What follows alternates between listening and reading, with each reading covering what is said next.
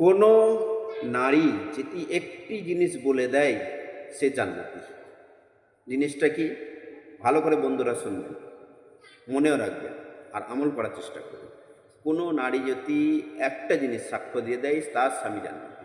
অর্থাৎ মৌতের সময় যদি কোনো নারী বলে দেয় যে সারাটা জীবন আমি খুশি ছিলাম তোমার সংসারেতে এবং ইবাদত ও দায়িত্ব ক্ষেত্রে, তাহলে কিয়ামতের ময়দানে তার নাজাত পাওয়াটা খুবই সহজ, সে জান্নাতি। তাহলে এটা ভাই মনে রাখ। কোনো নারী যদি একটি জিনিস বলে দেয় সে জান্নাতি। জিনিসটা কি? ভালো করে বন্ধুরা শুনবেন, মনেও রাখবেন আর আমল করার চেষ্টা করবেন। কোনো নারী যদি একটা জিনিস সাক্ষ্য দিয়ে দেয় তার স্বামী জান্নাতি।